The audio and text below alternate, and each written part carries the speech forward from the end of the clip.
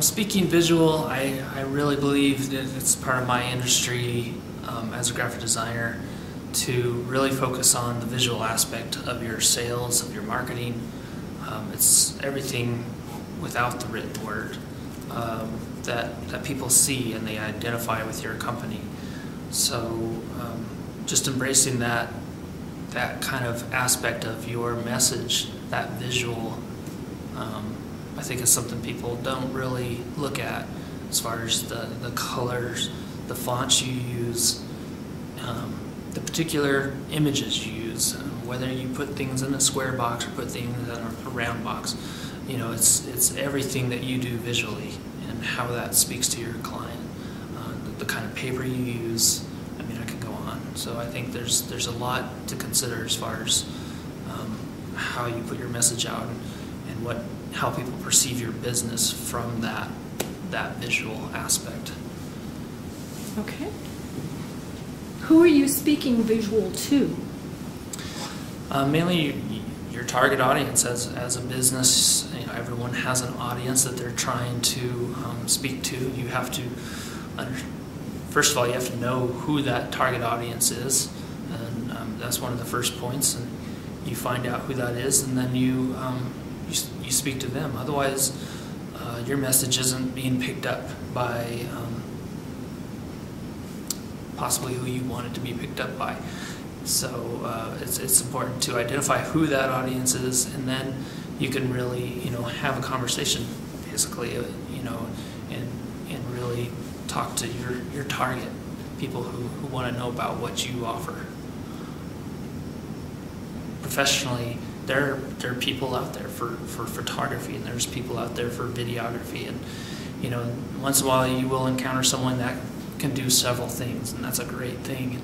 You know, someone who can do print graphic design as well as web graphic design, that's a good talent. But it's something you need to understand when you're looking for employees, you know, that, you know, these are all different disciplines, and it's rare that someone is good at all of them. So I think it's important to understand that when you're communicating with your creatives, and you know, the better you understand it, the better you'll work together. Graphic design got its roots, as I said, you know, on the drafting table with the T-square and the triangle, and you know, it's an age-old industry that's really come a long way with the computer. It's taken on a whole new life. But as far as web design, the two are, they really are two different industries, you know, and many companies embrace that, and they'll take someone with more knowledge in print, and they'll take someone who's more savvy with coding and JavaScript and these things, and they'll work together. And I think the industries have a lot to learn from each other.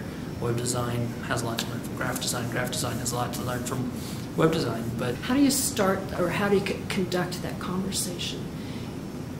I think, you know, with my clients, it's really just been a matter of sitting down and talking with them and understanding where they come from. With employers, it's about meetings and talking and brainstorming. There's just really a conversation that has to take place, because as I mentioned in my talk, you know, I can't pretend to understand everything that my client does. And as far as my, you know, working for an employer, when you're working with marketing, I respect what marketing does, and I don't pretend to be savvy about everything marketing. So I really need to hear, you know, how do you feel like this should be handled?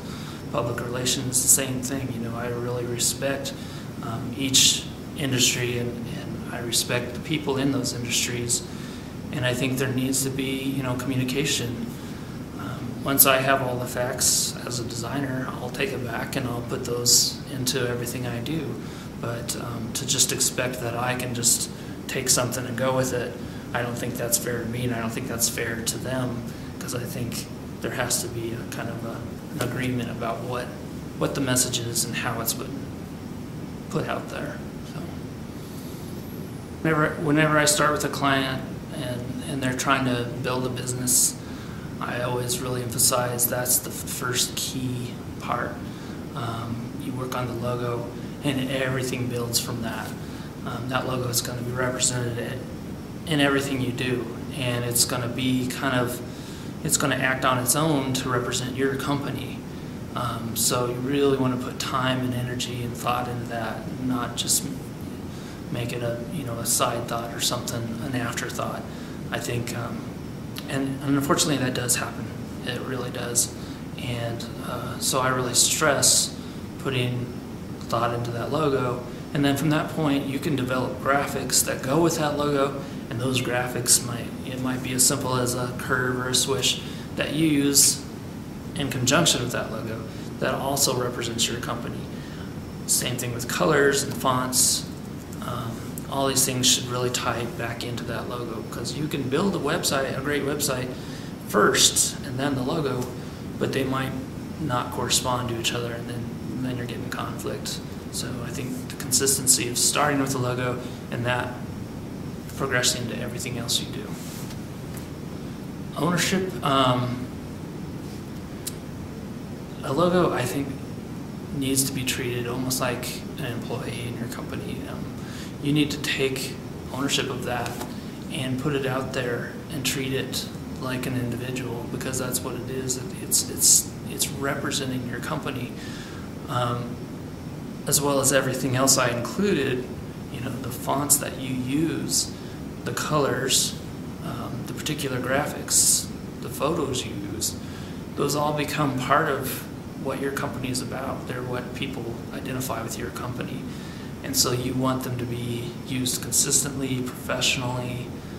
You don't want to put out there in a low resolution that doesn't portray your company well. You don't want them to be put out there in several different renditions or several different colors. Be adamant about how that logo looks. If you take it to a printer and they produce it and it doesn't look like the logo that you originally purchased, maybe the color is off, or maybe it's pixelated, or you really need to stand firm and say, I need this redone, because that is portraying your image. So good. Anything else you can think of you'd like to tell the people that weren't here?